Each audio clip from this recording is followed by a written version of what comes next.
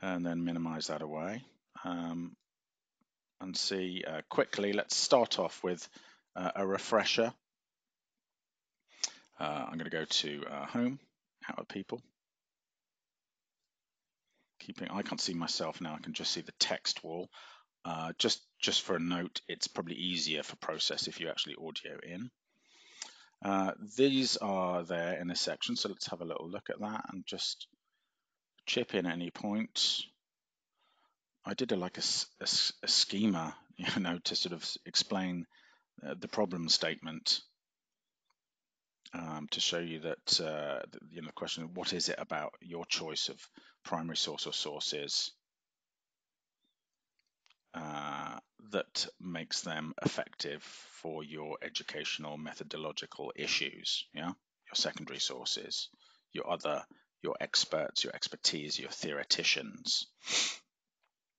And in those primary sources, your texts and or genres as well, because you're free to talk about it. You're looking at these sort of formal aspects which we've gone through, and I'm going to go through again today, which is exposition, structure, and meaning.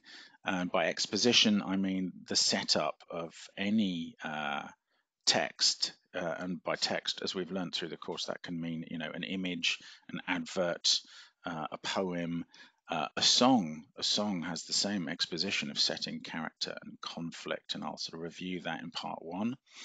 You might look at the structure, as in story, what happens without it being told, what the actual pure story is in just a series of events that happens. The plot, how that story is then told for a purpose by somebody to somebody else, to an audience, by a mediator. And perspective, how we see that story, from what point of view we see that story, because that is also separate to plotting. Thirdly, of course, exposition, structure, and meaning as well. And we've explored meaning as the important top-down way of looking at any text. In the end, it's what you're after, isn't it? And meaning we explored through motifs, which is a way of structuring meaning by, say, having a songbird or a golden horn or a dark figure, or an eerie castle, something that recurs and obviously brings out the actual theme. We also talked about subject being the literal stuff that's going on, a bit like story in essence, without there being somebody, as in a plot, reorganizing it to tell you something. Then obviously, once we've looked at, those are our sort of main means of looking at literature that we've sort of focused on as we've gone through it, and I divided it up, and I started off looking at exposition in more detail, as we're going to see. I then moved on to focusing, say with picture books, we started there with perspective and plot, story, which ran right the way through, and then we sort of focused a bit later on as well, more towards motif, theme, and subject. Obviously, once we've sort of talked about in that text, for example. Hello. Hey, it's Kristin. Hey, Kristin. I just have to say 10 minutes oral preparation. I don't know if I can manage to take all of these things into, I can't kind of wrap my hand around, because I haven't been able to read all of the pensum before this session. And all of these things I will gather a bit more before the oral exam. So I don't know what to expect of us for this 10 minutes. That's a really good question, because it's actually what I was about to say next answers it, which is you don't have to cover everything. You can focus on what is most important to you, and that's the most important thing with the project of literature. You don't have to be comprehensive. Okay, if you feel uncomfortable exploring motifs and themes, maybe it's easier to look at exposition, setting, character, and conflict as a way of getting hold of a story.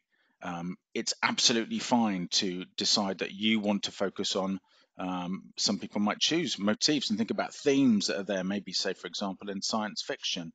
It's quite all right to have a look at certain aspects The important word, again, I should have probably written it there again, is the word that recurs through all of these lines, which is choice. Choice. And even in this as well, you do not have to cover everything. Please don't. I'd rather you explore what speaks to you or what you find easiest to get a handle on or most relevant. So, for example, Kristen, you because of other things, you had to miss out on a couple of sessions through no fault of your own. And if you're sort of feeling like, okay, I feel like I've grabbed the stuff we did in the beginning better, then I think you should focus on that. Okay. There's no problem there. That's not everyone needs to know that I haven't been able to take all the courses, though. No. But you were saying. Personal. Sorry, I didn't mean to. I didn't mean to offend you in any way. I was just saying that if there's bits that you've focused on more or not, then that's absolutely fine. Isn't that what you were getting at? Is that what you meant by do I have to cover everything? I don't think I'm the only one that think that this is kind of overwhelming to kind of gather all of this in the last session, and I don't know how to explain it more. Well, it's probably overwhelming because I'm going into detail. You could just read that. What is it about your books, that make them useful in the classroom? That's the question, isn't it, when it comes down to it? And it's the what is it about those books that you can identify? And whether it's overwhelming or not, we've spent the best part of a term looking at genre and literature and different texts and reading, and we've looked at the exposition and setting and character, and then we've continued to talk about that, and then we've talked about story and plot, and maybe that's a trickier area, and then we went on to motif and theme and subject. I don't expect you to suddenly pop out and know all of that, but I'm hoping that something has spoken to you and interested you, because that's what I'm looking for, is your own motivation, and that you want to then, that this would inspire you really more than anything else. So the expectation is not to suddenly be able to be a literary expert. It's to have engaged and read a text, to have be able to relate it to other texts, to enjoy it, and to be able to. The goal is not to speak of every single setting or character. It's just to speak of the bullet points that makes that particular book useful in the classroom. Yeah. And what I'm interested is in what you think. I think this is how it's structured. You don't have to. I'd rather if you focused on character and you were just interested in that, and then explored how that would work for you, Yala, then that for me, I think I've said choice. It's choice. It's what you found effective and what you might then work with. That's the invitation.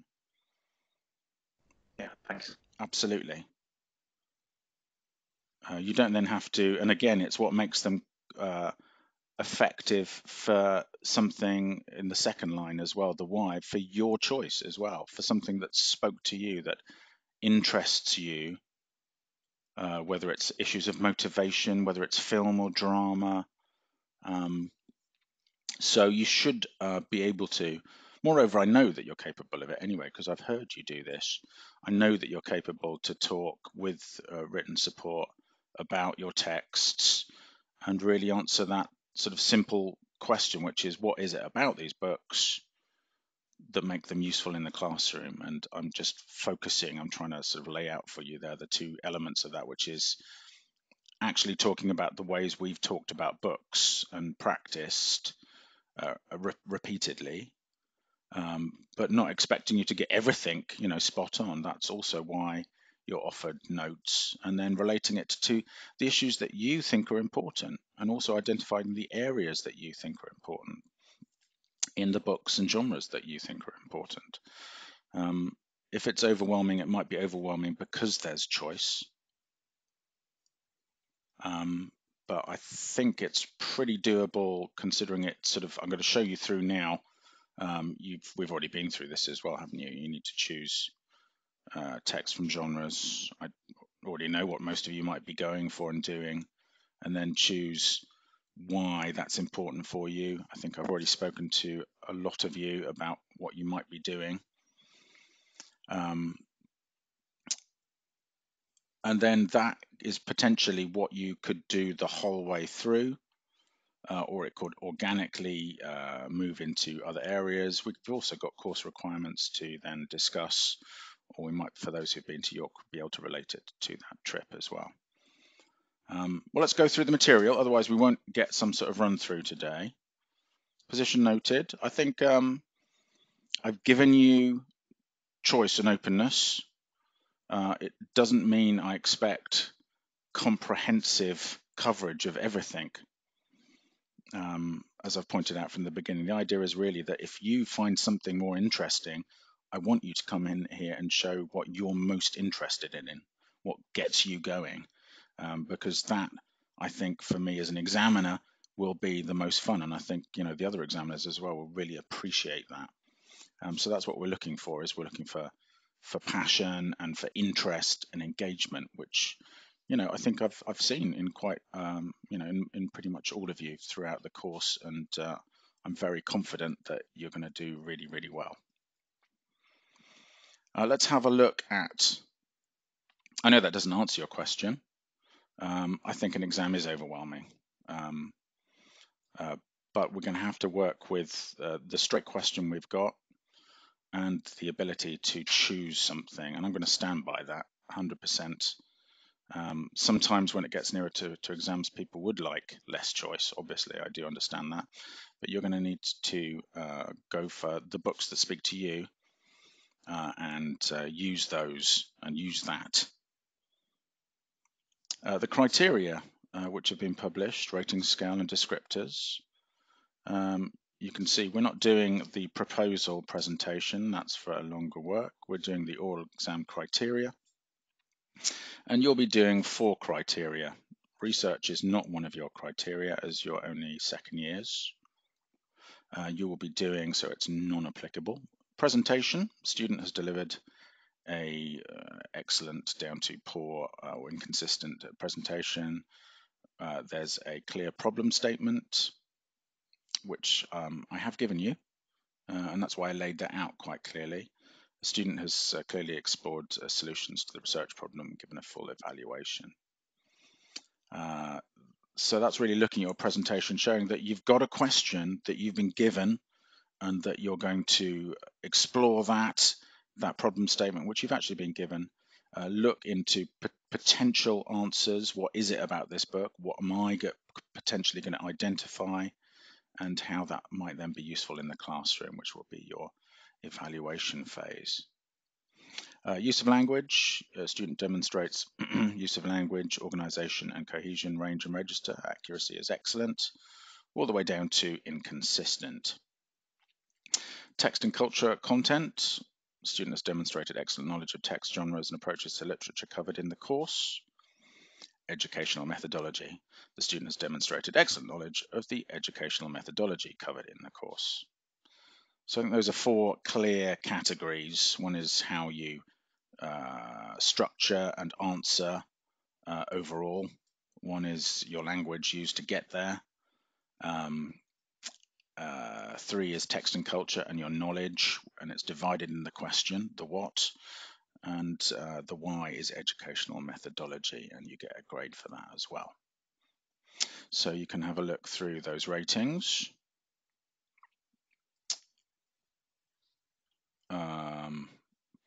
So that's our exam question, where you've been given a problem statement. There's the rating scales and descriptors. So the first part of the question is basically, what is it about the books, books, and genres, however wide you choose to go. You can discuss lots of books, fewer books. I think I have to do this in, let's have a look at how this comes out. That's a bit small, but it's got a strange, let me try. I don't have the PDFs on here. Let me see if I can pop that into PowerPoint. Oh, I've been looking at furniture.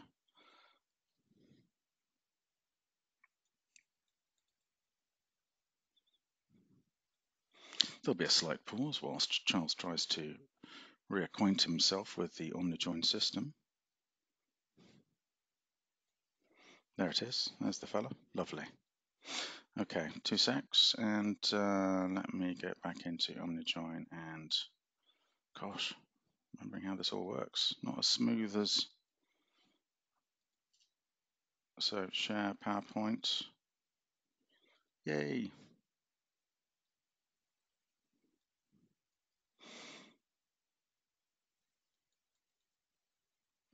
And I should be able to hide this as well in some way.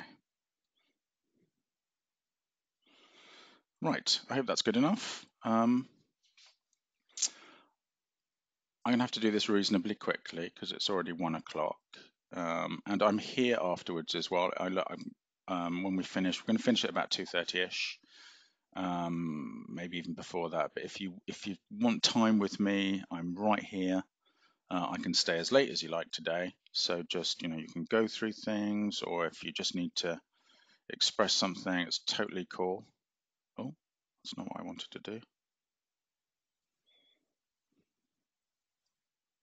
Ah, I've gone into edit mode, haven't I? Damn. Let's just try play mode as well. What's your visual on that? Can you see that? Audio in, please, because I've just gone full screen. Is that actually visible for you? Just a black screen for me. It's just a black screen as well. Oh, so annoying. 2 seconds. Let's go back again.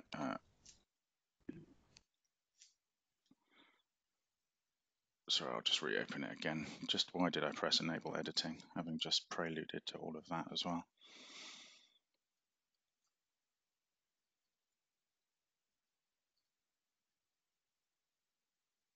Back in again.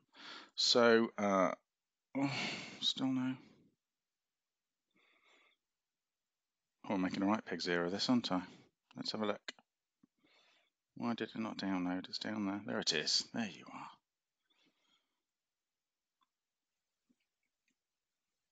So, as we slowly wait here for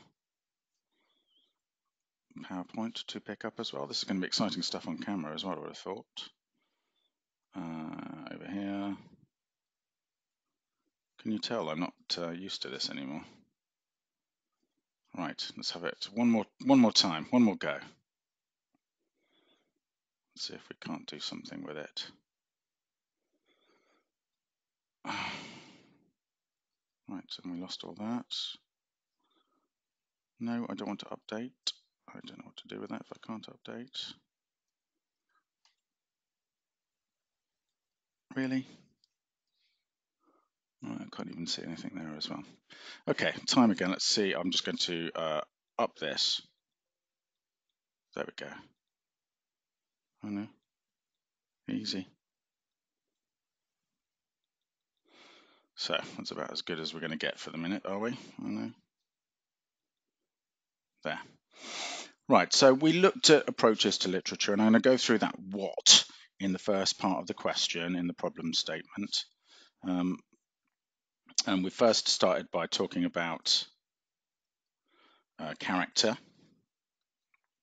And we sort of set this up, and we tried to then use this kind of vocabulary throughout the course as we went along. We discussed these ideas of protagonist, a natural antagonist, a hero or heroine, and the anti-hero that maybe develops. We potentially saw it in things like the Absolutely True Diary of a Part-Time Indian, where the image of the hero is the opposite of what you'd expect. We also saw alter egos or foils, who were pretty much flat characters that seemed to sort of match the hero, but had some sort of either complementary or oppositional set of characteristics. So just to pick up on that, and sort of, the Absolutely True Diary of a Part-Time Indian, we've got Arthur, Arthur Spirit Jr. as our sort of hero, who's kind of an anti-hero. Then you have Rowdy, who's his foil or sort of alter ego, and his purpose seems to be aggressive and the opposite of what Arthur is. So we talked about this sort of stock characters of romance and fairy tales, And many sort of people who analyze literature like to say that all stories have similar things to them, and they look at these ideas as a way of saying that all stories are the same, and that's true, but all stories are also very different, of course. So we had this idea of sort of flat characters, like a foil who doesn't really sort of serve any function other than to support the hero or to sort of be a contrast to the hero. And then we have rounded characters, and there are very few rounded characters beyond normally a protagonist, possibly a love interest or an antagonist as well. Most other characters seem to be stock characters. We looked at characterization and talked about direct characterization, where a narrator or author tells us about somebody, or potentially an internal character as well, telling us about somebody else, and then indirect characterization, where the character shows us. And we did some readings, and we tried to both analyze and read, and then we went on. There was a chance some of you did the extra task as well, which was to try and do some writing, because the reading is tied to the writing. The two play together. And we looked at the STEAL acronym. It's an acrostic, isn't it? If we look here, because it goes down, STEAL, speech, thoughts, effects on other, actions and looks, as a very positive way of both analysing, reading, a reading exercise, and potential writing exercises in school. Something that we can all possibly work with. And with the new LK20, you'd probably want to think about starting that in primary, particularly years 5 to 7. We talked about different forms of organization in terms of time, chronological, spatial in terms of location, order of importance, how you might go from the physical to the interior, from exterior to the interior. For those of you who are in York for Heart of Darkness, you might now be thinking about the exterior, long shot, the way that the exterior and the interior were sort of opposed in that play and production very effectively, how they played on this idea of what our perspective was. So characters can be flat, they're often called stock characters or stereotypes, and we looked at this particularly, and we started off with fairy tales, didn't we? Because fairy tales use these sort of the characters of medieval romances, the sort of the knight, the hero, the heroine, the dark father, the evil wizard, the kindly old lady, as opposed to rounded characters who are dynamic as opposed to static. Very often, people who have a reductive view of stories say that there's, potentially it's only the protagonist who is a dynamic character. However, you can have multiple narratives, as we learn through the course as well. And if you think about, if you're watching Game of Thrones season 8 at the moment as well, it's basically sort of a revolving soap opera, which goes through character relationships. And I think you could probably argue there that a good deal of the characters are well-rounded in Game of Thrones. That said, they've had 8 seasons to get there.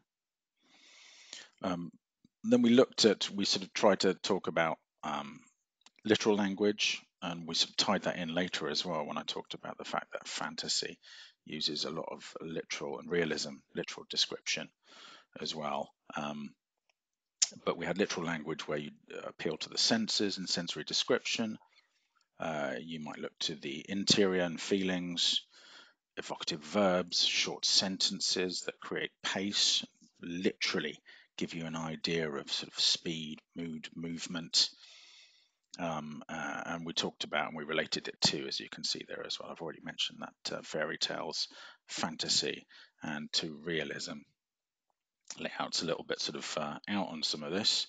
And then we talked, and we also sort of discussed, and some of us identified, and then even in our writings used some figurative language, which hasn't been a great focus of this part of the course. It might be a bigger focus for 503, where you can look at poetry and song when you deal with dialects. But we talked about, and we have mentioned simile, comparison, metaphor, substitution, hyperbole, exaggeration. I've pointed up, and we've talked about alliteration, not in a great deal of depth, but it's certainly something that's very useful to explore also in a classroom, because similes are something that's part of our natural language that we all use. We talked about personification and of course the pathetic fallacy in the Gothic, where the setting, the actual place, seems to have some kind of human attributes. I think you'll remember rightly, I'm not going to stop on these at the moment, but we looked at some of the readings from The Bad Beginning, which I've got over there, found my copy. Fantastic. Again, from The Bad Beginning, hello, hello, hello, Count Olaf said in a wheezy whisper. Fantastic, super writing there. And of course, the Queen as well from The Sleeper and the Spindle. So that was our first focus. I better speed up here because there's lots of slides. We then moved on to, it doesn't fit in very well there, setting. We talked about how important establishing the setting was, setting the scene, the mise en scène. We brought up and looked at detail. Often you could be specific, unfamiliar in a lot of our books where we have either, as you can see here with Alice in Wonderland, we've got something unfamiliar and exotic. In some of our diaries and Bildungsromans, like The Hate You Give, for example, we have something very specific to to a time and place. We talked about mood in terms of the Gothic particularly, and this is how we did setting, wasn't it? Sensory description, tying setting to plot like a mysterious castle, and how foreshadowing might be used here. And a lot of you actually did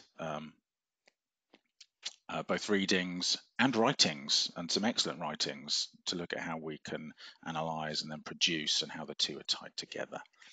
Types of setting, you've got an integral setting, rich description, time and place, and the fairy tale like backdrop setting, which is vague, general and sparse. Also in modernism. I've already looked at the language that comes in there, so I'm not going to double up there as well. And then we did some readings, didn't we? From Northern Lights, Lyra, Stardust,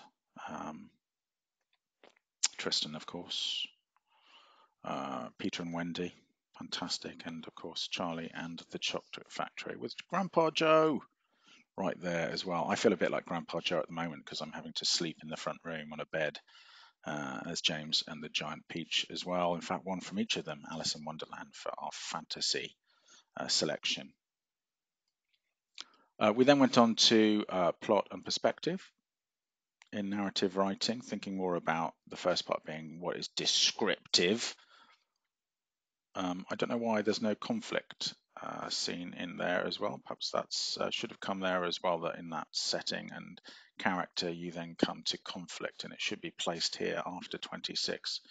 Undoubtedly it's going to come further down, but we'll return to that. It's important that once you've established character and setting, that you establish every scene, every section, every episode, every part will establish a conflict, and that conflict will be with oneself, with another character, with society, or with nature at some level, and there can be multiple conflicts, but generally most theoreticians seem to agree that you need to resolve one. Again, I'd go to Game of Thrones at the moment, which I've just been catching up on, and it's a very good example of how a sort of large cast of characters in a story with multiple narratives can have multiple conflicts that need to be resolved. So plot and perspective.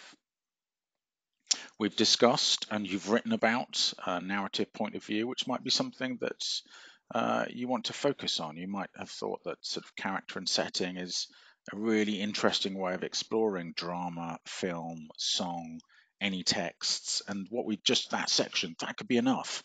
I personally love to look at point of view, because I think who's telling a story and how it's being told is incredibly important and tells you so much about the process. And in lots of complex books, It's actually a very important part of how you understand the story. So we've looked at an internal narrator. First person narrator is another term we've looked at, normally the protagonist. Talked about sort of omniscient narrator, that's third person, stands outside the world, or the textual world, the world of the story, and is therefore sort of kind of firstly annoying, Jane Austen, intrusive, all-knowing, but it does allow somebody to sort of play this god role and sort of drop in between multiple perspectives. That's not what happens in Game of Thrones whilst I'm there. Instead, we get more sort of a limited narrator, which is a third person, not a character, but a sort of a single view, and it's rather like a camera that is unintrusive. It could look through the eyes of a single character, or it could look at a single perspective outside, looking at the action and what's happening.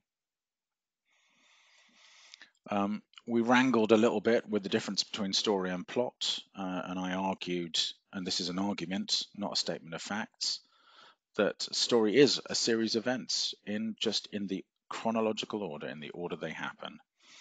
And I argued or put forward the idea that a plot is a series of events deliberately, consciously, premeditatedly arranged or rearranged to give them meaning, or to create drama, or to create emotion. As you can see there, I've sort of slightly reworded the dramatic, thematic, and emotional significance of what you're doing, in why you make a story into a plot. You could argue that good storytellers are good plotters, and that's what they do, and that's how you know. My uncle Barry's always tells a good story, doesn't he? Maybe he knows the art of storytelling, which is the plotting. And we talked about plot lines, that you can have single and multiple plot lines, and that they can follow different perspectives or points of view. That you have main plot lines and subplots according to importance. And so you could think, again, to use Game of Thrones, that you've got maybe that sort of central main plot line, which has to be Aegon Targaryen, sort of Jon. Spoiler alert: Jon and Daenerys, and these central two characters. But there are so many subplots that play into that. We talked about things being tightly plotted, and I think we mentioned this quite a few times. Tight plots are often dramatic, like a fairy tale. There's nothing unnecessary. They will often have a closed structure, which means every little bit is tied up and resolved. And a tight plot will often give you suspense, because you don't spend time just doing other sort of irrelevant stuff. You're always in the story. There's always something happening. It's dramatic. We explore like the opposite, which is being loosely plotted, where it could be episodic and thematic. And to pick up on Game of Thrones, we might wonder then whether it's, in the end, there is a closed structure and there is a convergence of all the plot lines, or it feels like it. But for a long time, it felt episodic, maybe even thematic, because different characters kept on popping up, and then they'd just sit around doing nothing and chatting, saying how they felt. But open-endedness is important if you leave things unresolved. We've looked at plot structures, and we've looked at 4 basic plot structures. We've talked about dramatic plot with its simple narrative arc, exposition, character setting, conflict, rising action, up to a climax or turning point, falling action if that happens, going to some kind of resolution, also called a denouement, where everything's resolved. Maybe I should do this, yes, as we go along, episodic, parallel. So there's that one. The simple plot structure, and very often it's repeated in every scene, episode, chapter, or book. To a degree, it seems to be a constant, though. As you can see here, the episodic plot structure. I think we talked about Alice being very episodic, for example, where you might have some loosely connected incidents or episodes. Lots of children's books are like this. because, like, for example, Winnie the Pooh, something where you might read one of the stories in a collection every night. And so, Pooh, the wonderful Pooh in Christopher Robin, I hope you've gone away and seen that, sort of ends up just just wandering, going for a wander, and then continues on wandering through 100 Acre Wood. And so you've got this sort of episodic sense of what happens at the end is things go back to the way they were generally, or something continues like a journey. But it's a way of exploring characters and themes, as Winnie the Pooh does indeed. We looked at the idea of parallel multiple plot lines woven together and can be used to heighten suspense.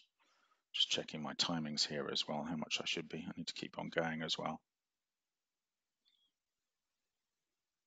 And this is incorrectly titled, sorry, this is the flashback plot as well, where you kind of start in the middle in media res, and then somehow sort of come back up to time. I think you could potentially argue that The Hate You Give, for example, starts in media res and sort of flashbacks as it goes through the plot drama. Again, this can be used to heighten suspense. You sort of reveal things as you go along. And so we had plot questions. We talked about reliability of the narrator, which is always in question when it's an internal character and an external character, to be honest. And we talked about who's the actual intended reader.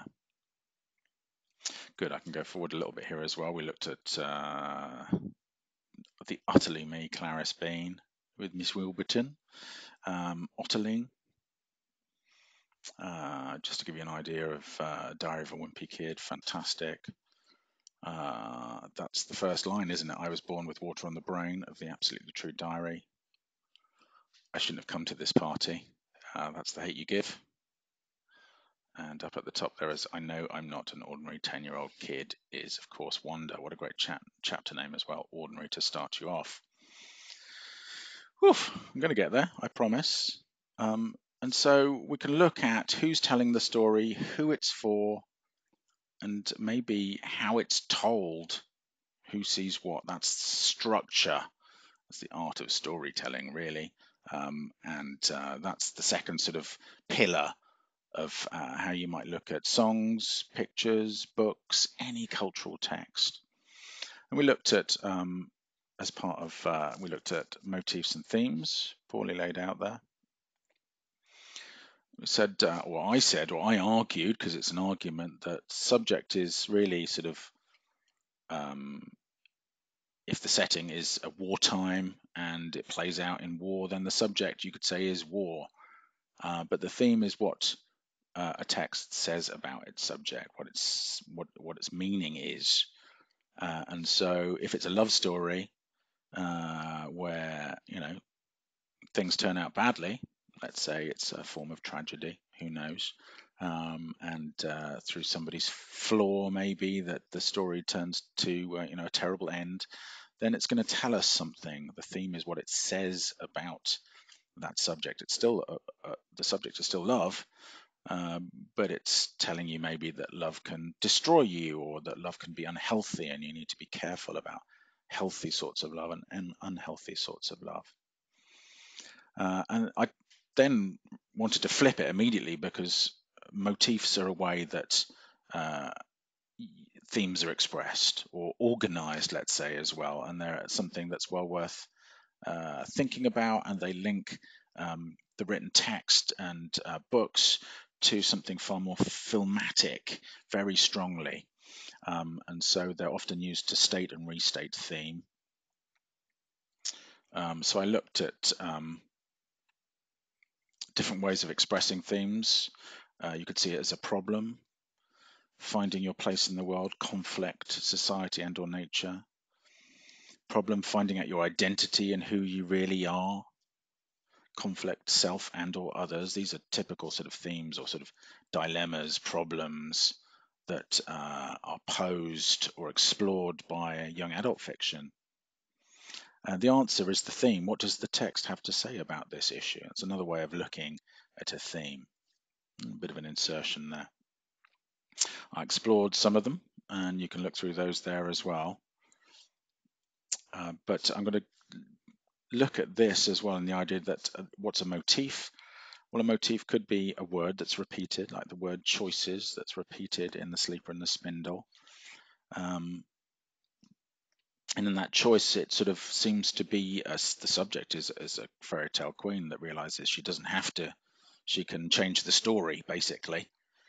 And so the theme is, what is it that sort of makes us an individual, perhaps, because that's what happens to her as well. She goes from being a stock character to an individual with an interior life. And so it looks at this question of self-determination and asks maybe a thematic question like what makes us individual, or perhaps even, are we free? Do we have free will? We also looked at a character like Sunny Baudelaire, the girl who bites things, who seems to set up themes about how all individuals have a role to play, or how small does not necessarily need to be insignificant. And I also riffed on dust in The Northern Lights. I'm going to have to move on here as well because I want to get to the end.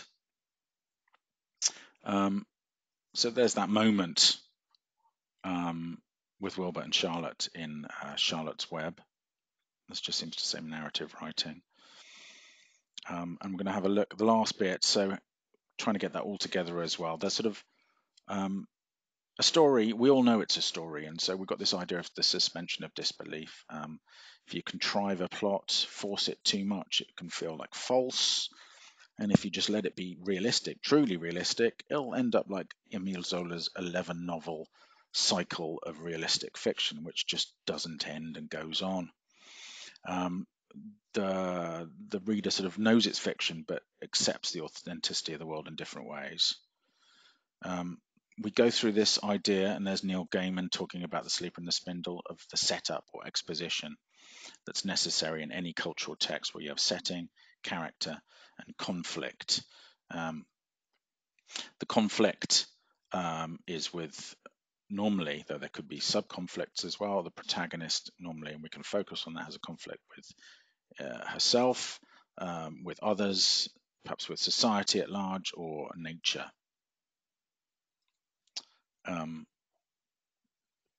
And after that, this is our sort of beginning, our first third. And we looked at this when we did plot diagrams. We've got rising action to climax, and then the end with falling action and a resolution or denouement. These are the three parts of the narrative that we can look at. We could call it the narrative arc if we want to. And we'll see that every scene, every episode, every chapter, every book, any format, any amount of cultural text can be looked at and analyzed in exactly the same way. It's a theory of everything, damn it.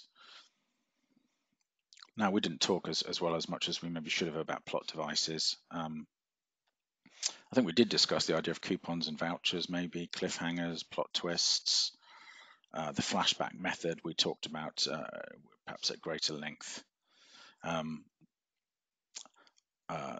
There we can go at the end. And I think we've also mentioned as we've gone through a little bit of Christopher Booker's very boring in the end a book called The 7 Basic Plots, which builds on Joseph Campbell's The Hero of Many Faces. And this idea that there's basically one human story, very reductionist. But Booker has his sort of 7 types where he says that most plots are pretty similar. And they are, and we've mentioned it as we've gone along in the genres as well. We've talked about sort of the overcoming the evil or monster plot.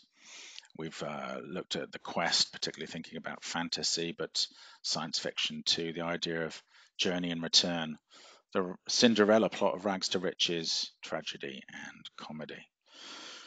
Got a cough now. So I know I haven't looked at genre and genre conventions here.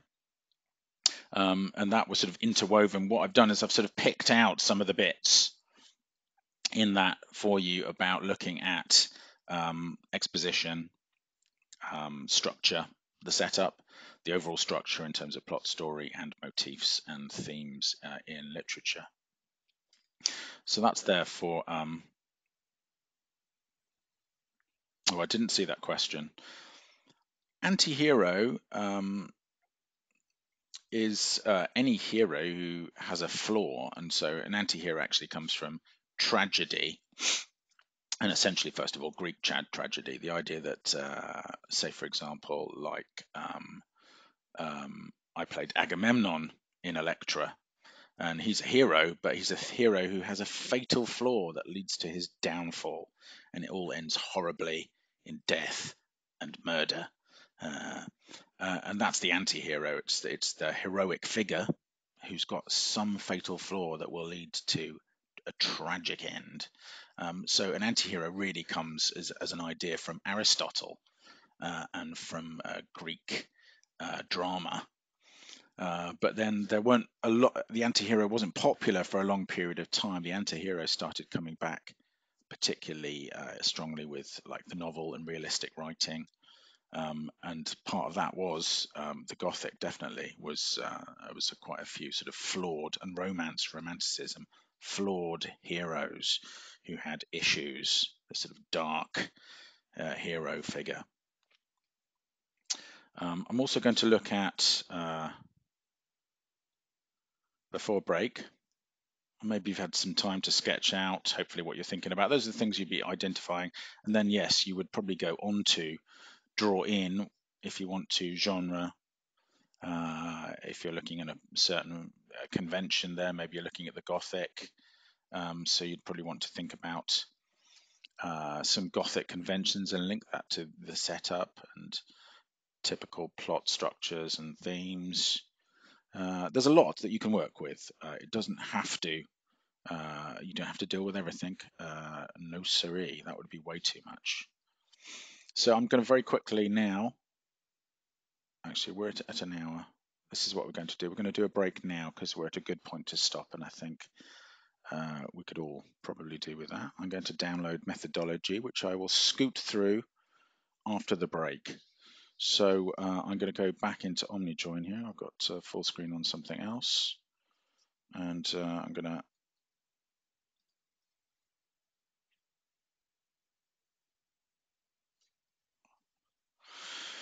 okay, Marita, never mind. Off you go. Thanks very much. Thanks for everything. Tremendous course, and really, really good luck. We'll see you at the oral. Okay, let's go. Break until